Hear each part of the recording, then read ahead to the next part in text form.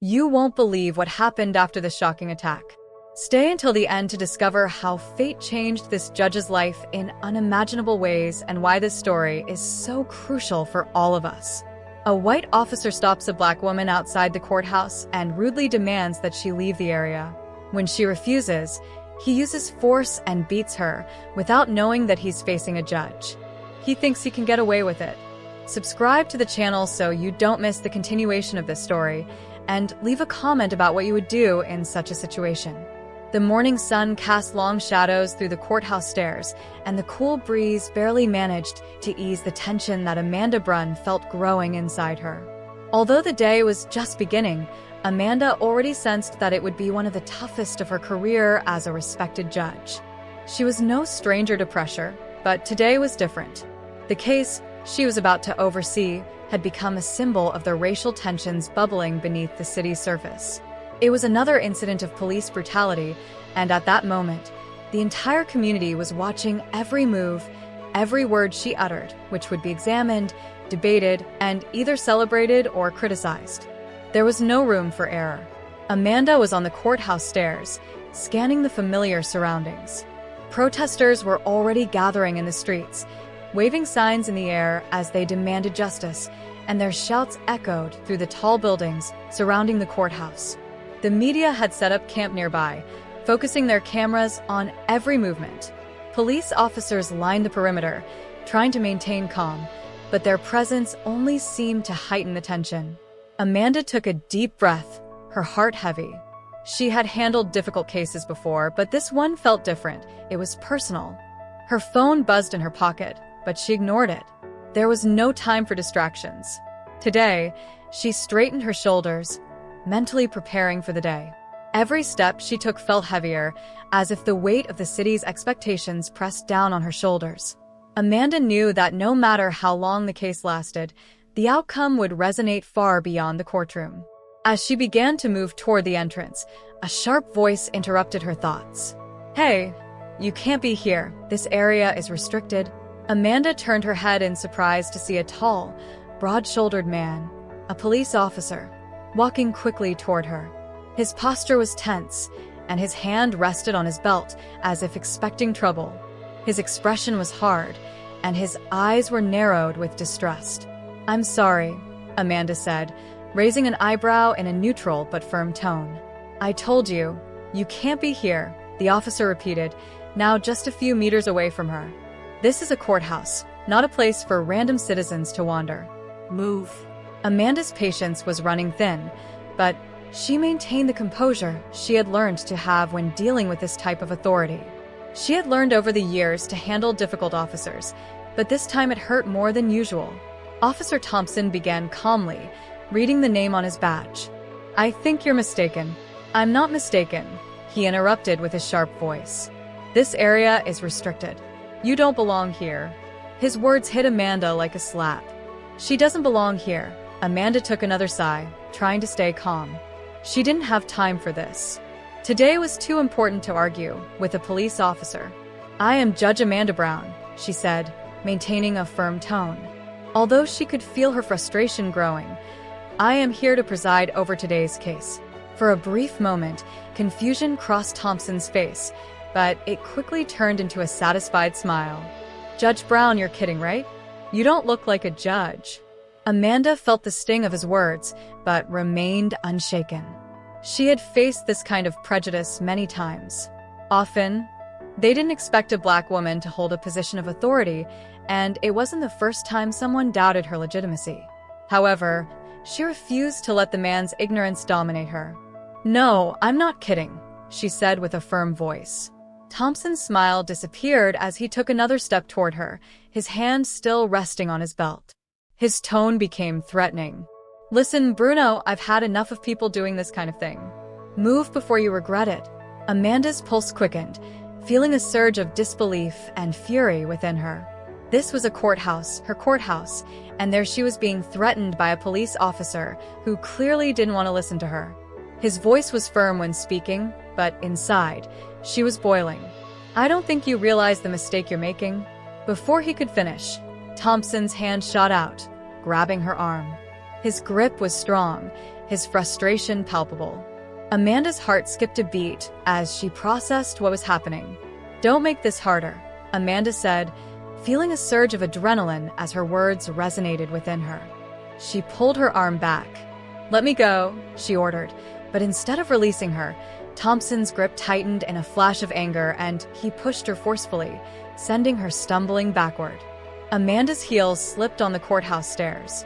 Before she could regain her balance, she fell to the ground, feeling a dull pain shoot through her side, gasping as she felt the cold concrete scraping her skin. For a moment, everything faded away. The pain, the disbelief, how this could happen.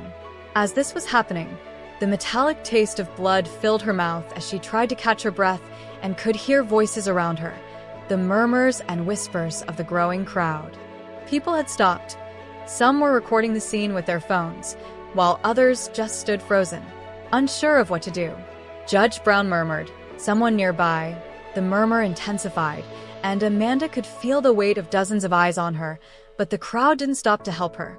They just watched, stunned and uncertain about what to do. Officer Thompson finally seemed to realize what he had done. His face paled as he looked at her, and the anger that once filled his eyes was replaced by something else. Panic. "I didn't do it," he stammered, backing away and dropping his hand from his belt. Amanda struggled to sit up, her vision still blurred from the fall. The sound of sirens approaching wailed in the distance, but it felt too far away, like a distant echo. She wiped her mouth with the back of her hand and rubbed her trembling fingers as she saw blood smeared on her skin. Officer Thompson shouted a voice from the distance, cutting through the noise of the growing crowd. Amanda recognized the voice instantly. It was Jacob Harris, her old friend and trusted colleague. He made his way through the onlookers, his face showing a mix of fury and concern. "Amanda, are you okay?" he exclaimed. "I'm fine," she replied, running to her side. Jacob knelt beside her, his hands resting on her as if unsure how to help. "I'm fine," Amanda murmured, despite the sharp pain in her side that told a different story. Every breath felt like a struggle, and her head was still spinning from the fall. Jacob turned his attention to Thompson. His voice rose with anger. "What the hell is wrong with you? I even know who she is." Thompson didn't respond. He was already turning away. As more police officers arrived at the scene, invading the area, Amanda felt herself fading amidst the chaos. Her body was still trembling from the impact of all this, but her mind was already racing, trying to process what had just happened. "I need to go in," Jacob whispered. "I need to be in that courtroom." "You don't need to go to the hospital," Jacob insisted, but Amanda shook her head. "I can't, not today." Jacob hesitated, scanning her face for any sign that she could handle what was coming. Finally, he sighed resignedly. "All right, but we need to get this reviewed as soon as possible." Amanda nodded and let Jacob help her stand up. Her body protested as she rose, and her vision blurred for a moment before clearing. The crowd parted as they ascended the courthouse stairs, whispers following them like a wave. Amanda shut everything out. She had bigger problems to solve now. Inside the courthouse, the atmosphere was thick with tension. Amanda could feel the weight of every gaze on her as she walked down the hallways. It was impossible to hide the bruises forming on her face or the blood crusting the corner of her lip, but she refused to stop because there was too much at stake. Jacob walked beside her, and her phone rang every few seconds. "The media already have the footage," he murmured, looking at her screen. "It's all over social media. This is going to explode." Amanda swallowed hard, and her mind raced with the implications that murmured as they approached her office. They were met by Laura Adams, the police commissioner, in her elegant blue dress. Her eyes narrowed as she took in Amanda's disheveled appearance. "What the hell happened here?" Laura demanded in a low but authoritative voice. Amanda leaned against the doorframe. "It's me. I'll handle this," she murmured. "No," Amanda interrupted, raising her voice. "Now you won't be able to handle this." Laura responded, "This goes beyond a simple handling. He assaulted me. That's not something you can sweep under the rug." Laura's gaze flickered for a moment, and the tension between them became palpable. "You already know the implications of this, Amanda." We're in the middle of a high-profile case. What the city needs is another scandal involving the police. Amanda's eyes hardened. I don't care what the city needs. What I need is justice. We can't protect him this time. For a long moment, Laura didn't respond and then, with a deep sigh, nodded. All right, I'll start an internal investigation. But you know this is going to get complicated. I'm prepared for that, Amanda said firmly. But as Laura walked away, Amanda couldn't help but feel that the weight of what was coming was much greater than she was ready to face.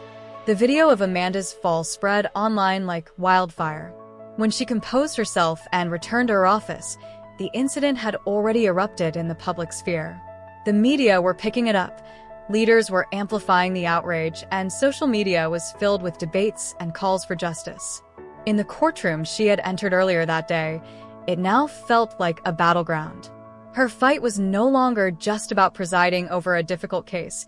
It was about her personal life, a battle against an officer who had assaulted her on the very courthouse stairs. Amanda was sitting behind her desk, grimacing as she shifted her bruised body in the chair. The dull pain in her side had become sharper, and each breath reminded her of the force with which she had hit the ground, but the physical pain paled compared to the emotional storm brewing inside her. She had faced prejudice before, but being physically attacked by someone who swore to uphold the law was deeper than anything she had experienced in her career. She pressed a cold compress against her cheek, feeling the bruises darken beneath her skin. Her mind raced with thoughts about what to do next. Going to the hospital wasn't an option she could consider just yet. She needed to stay focused, but ignoring what had happened wouldn't be wise.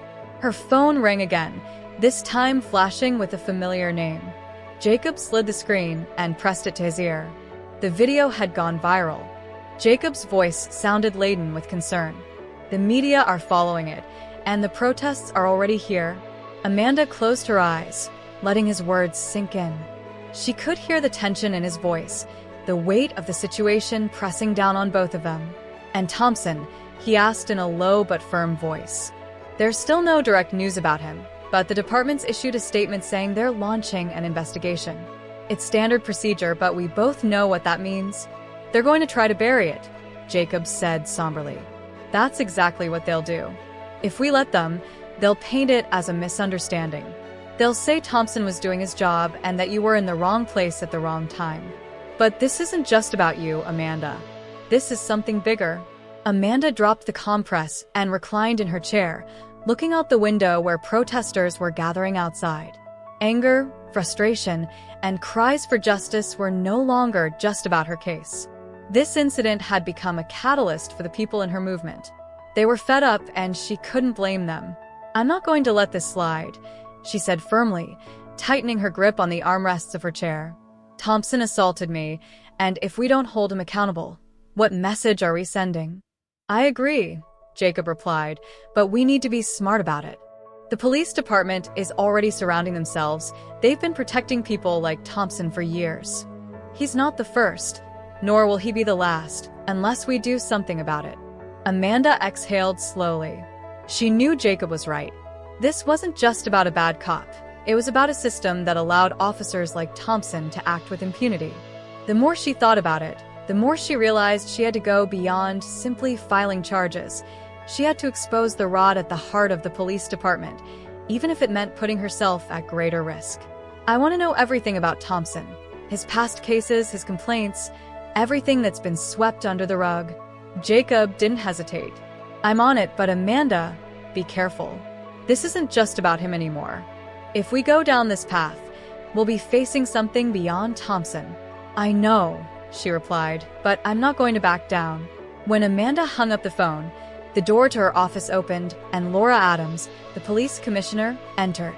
Her uniform was as impeccable as always, her expression hard and unreadable. She closed the door behind her and crossed her arms over her chest, her eyes fixed on Amanda. I've already started the internal investigation, Laura said in a sharp voice. Thompson will be suspended while we review the incident. Amanda leaned forward in her chair without looking away. Laura, that's not enough. You, and I know this is bigger than just suspending him. Laura's jaw tightened, her eyes slightly narrowed. Amanda, you need to think about what you're doing here. The department is already under the microscope for other cases. If this explodes, it'll set us back years. We need to handle this delicately. Amanda's voice rose, her frustration boiling over. He assaulted me in front of witnesses, and it's all over the news. How do you plan to handle that delicately? I'm trying to keep the peace, Laura replied firmly. You know how I do this. If this turns into a total scandal, it's not going to hurt Thompson. It's going to tear this department apart. We're already losing the public's trust. The last thing we need is more division. Amanda walked across the room to face Laura, feeling the tension radiating between them. Years of friendship and professional respect hung in the balance. This isn't about maintaining peace, Laura. It's about justice. And if we don't start holding people like Thompson accountable, then we're no better than them. For a moment, neither woman spoke. The silence between them was thick, the weight of their shared history pressing down on the conversation. Laura's eyes flickered with something that looked almost like regret, but it disappeared as quickly as it appeared. You know what you're asking for, Laura said softly. If you keep this up, it's going to get ugly. You're not just facing Thompson. You're facing the entire system, Amanda. She didn't blink. I know exactly what I'm doing. Laura's expression hardened. Fine, but don't say I didn't warn you. With that, she turned on her heel and left the office. Amanda was left in the suffocating silence of her quarters. Suddenly, she felt too small and confined.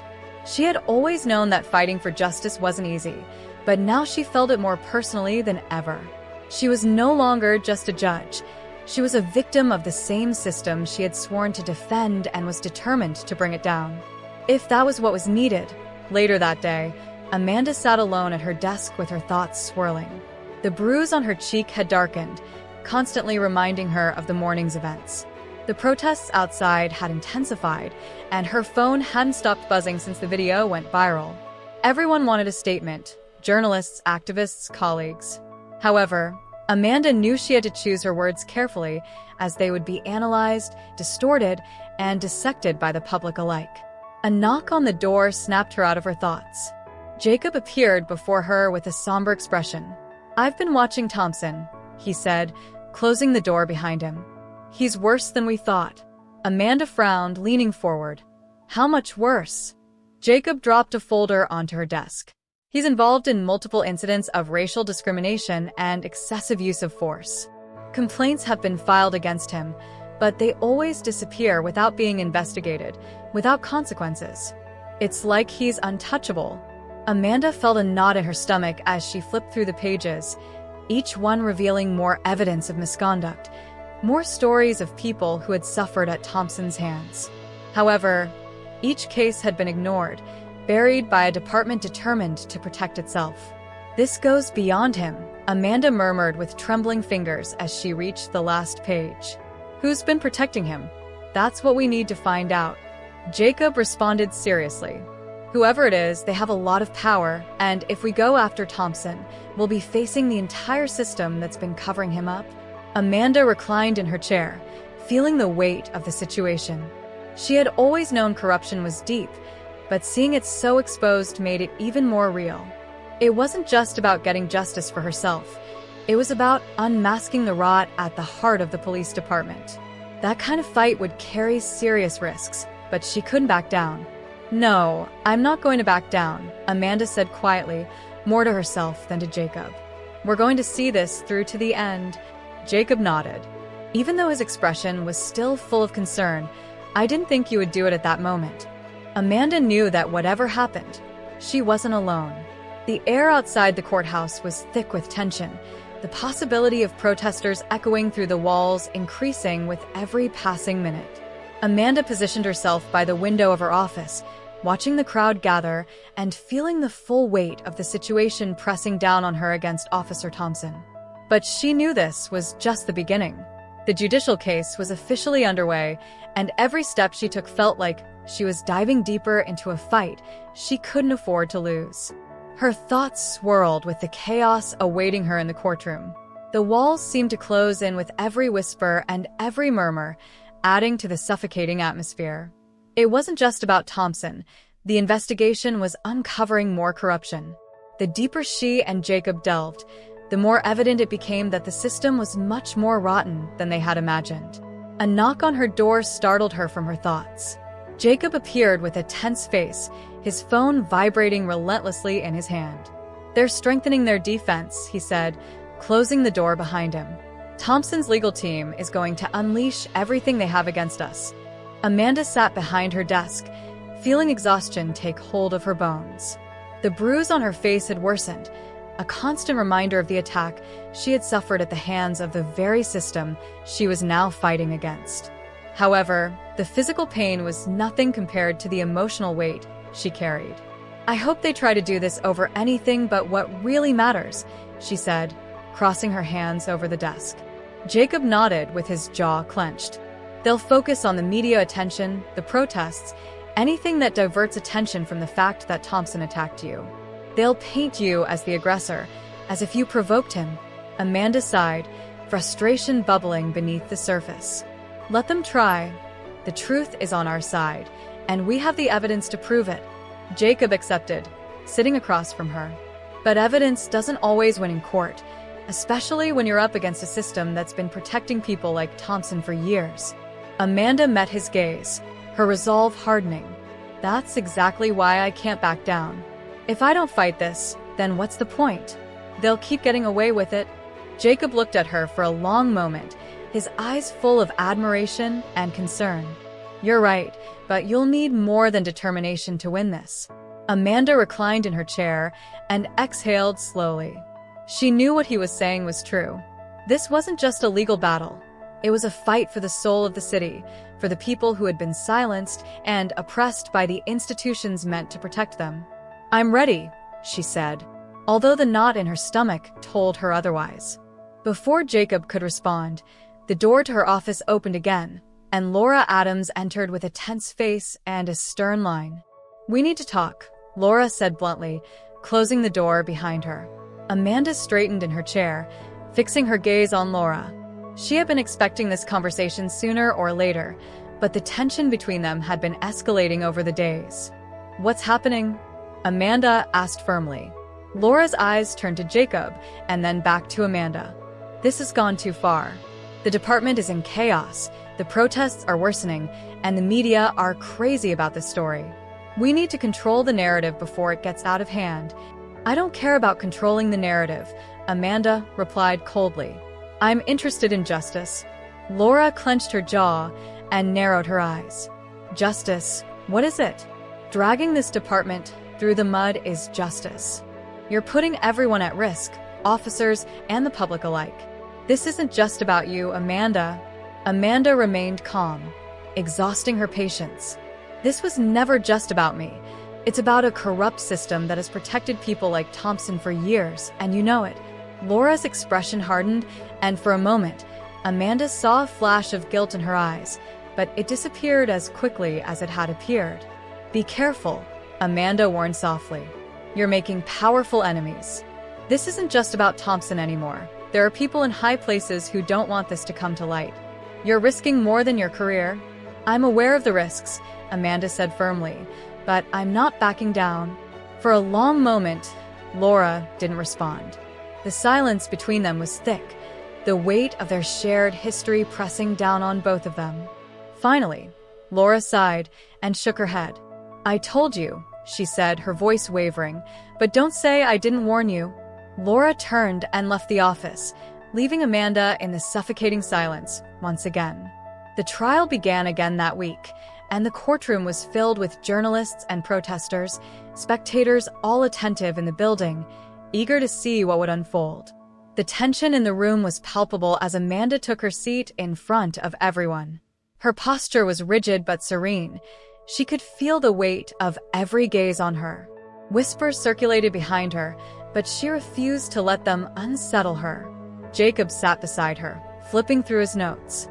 Although Amanda couldn't tell him to focus on her, "Are you sure you're ready for this?" he asked. Amanda nodded silently. Even though the knot in her stomach had only gotten tighter, "I have no choice," she said. Jacob looked towards the defense table where Officer Thompson sat with his legal team. The officer's expression was calm, almost impassive, as if none of this affected him. Amanda felt a wave of anger building inside her, but she restrained herself. She had to stay focused. The judge entered the room, and the trial officially began. The defense attorney for Thompson, Charles Davis, was one of the most notorious in the state, known for manipulating public opinion by twisting narratives to suit his client's interests. Amanda knew she was in a tough fight. Davis maintained his dominant presence as he addressed the courtroom. "Your Honor, ladies and gentlemen of the jury, we begin with a calm voice.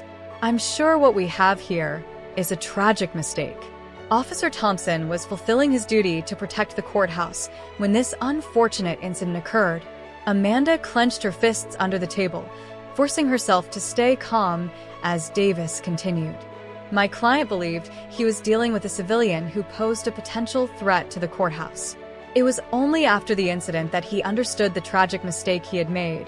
But a mistake, ladies and gentlemen, is all Davis used to address the jury." His voice softened.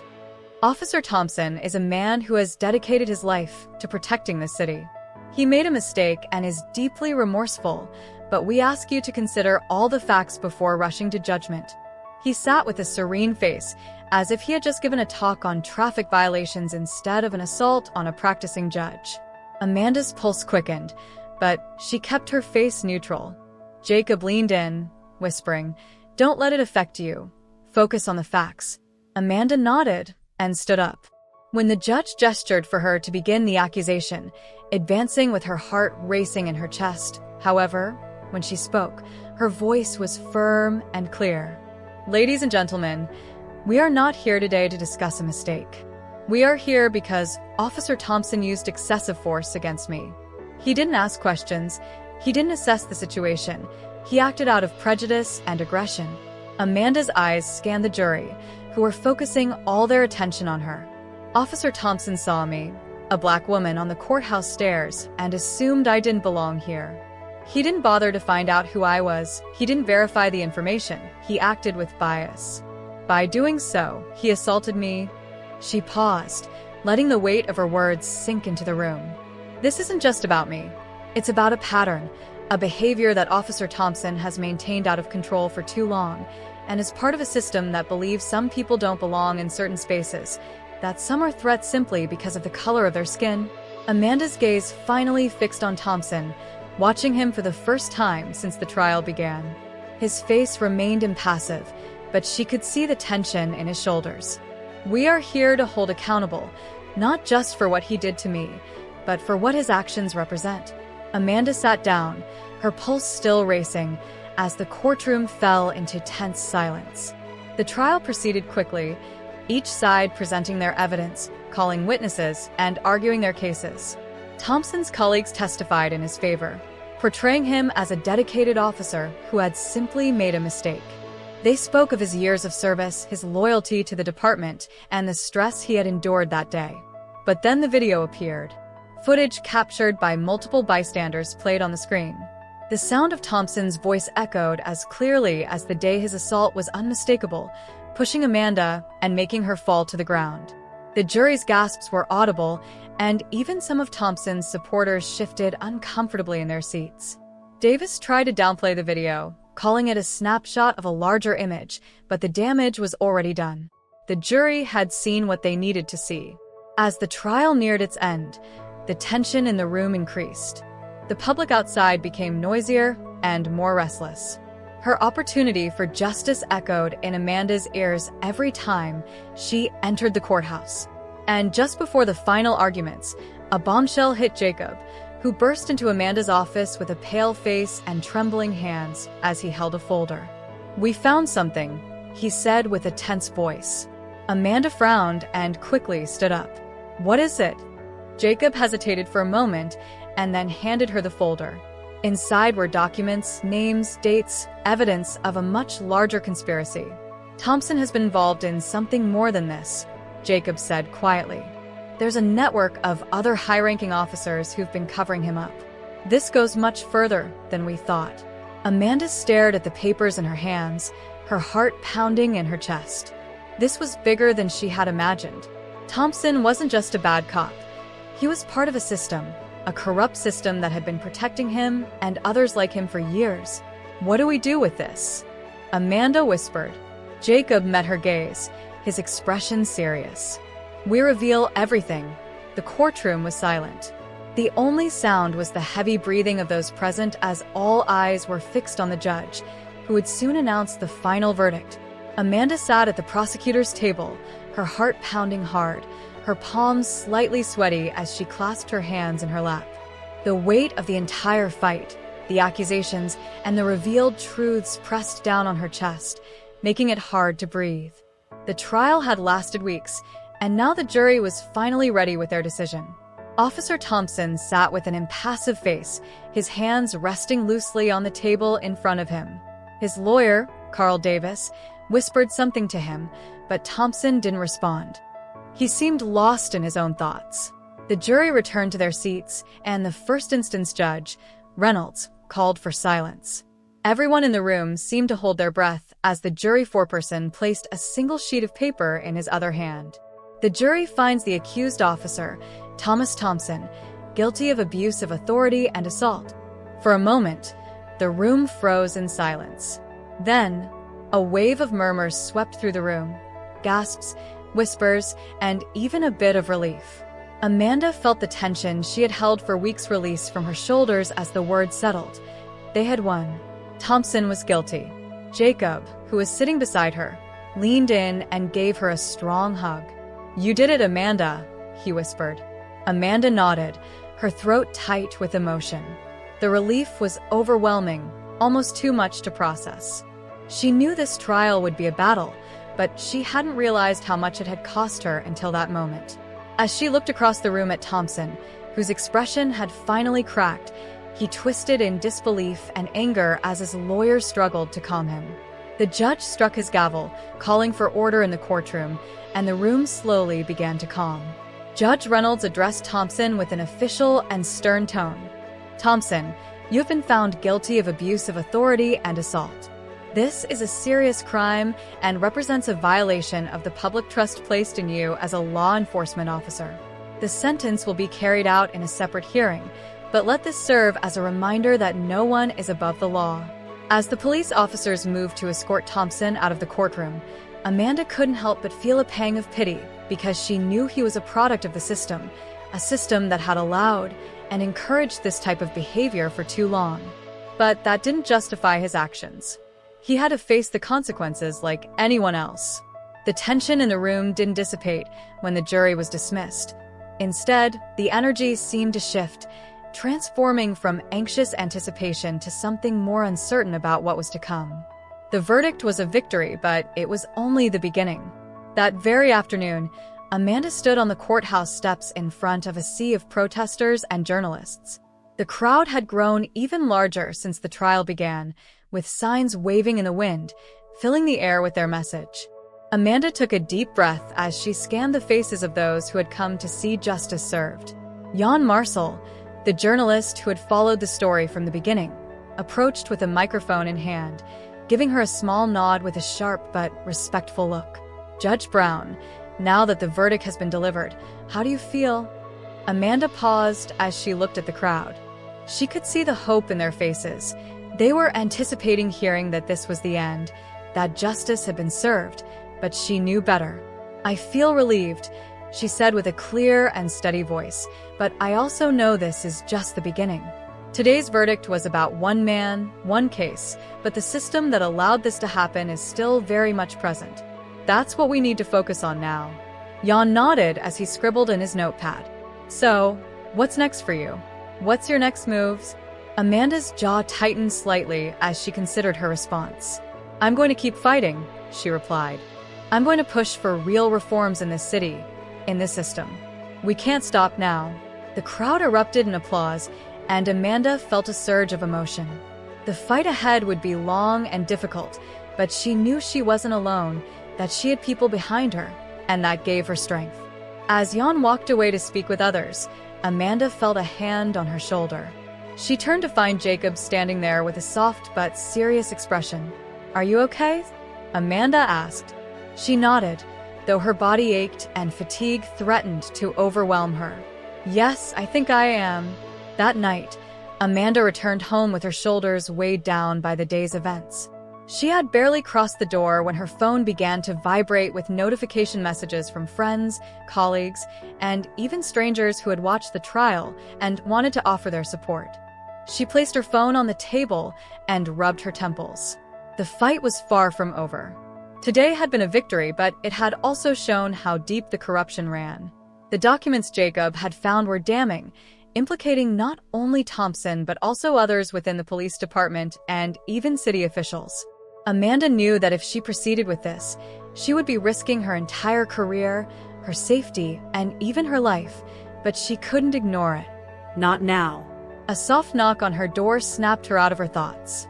She approached and opened it to find Jacob standing there with a bottle of wine in one hand and a tired smile on his face. "Thought you might need this," he said, holding up the bottle. Amanda smiled, moving aside to let him in. "Did you think that through?" Just as they settled into the room, the wine glasses filled with the warmth of the drink, slowly easing Amanda's body's tension.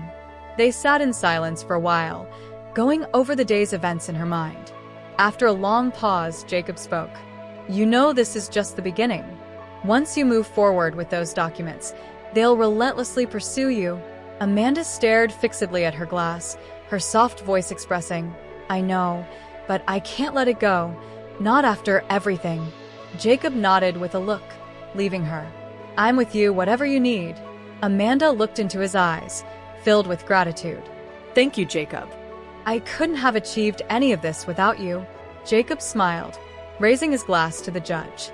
Amanda hesitated for a moment, then raised her glass as well. "To justice," and they clinked their glasses together.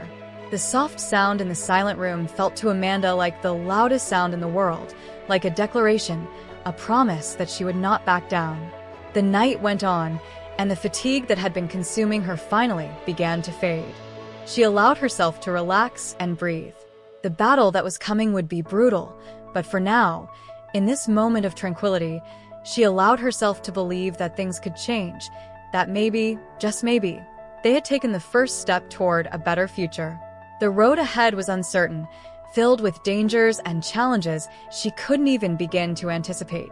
But as she sat there with Jacob, the warmth of the wine and the promise of support filling the space between them, Amanda knew one thing for sure.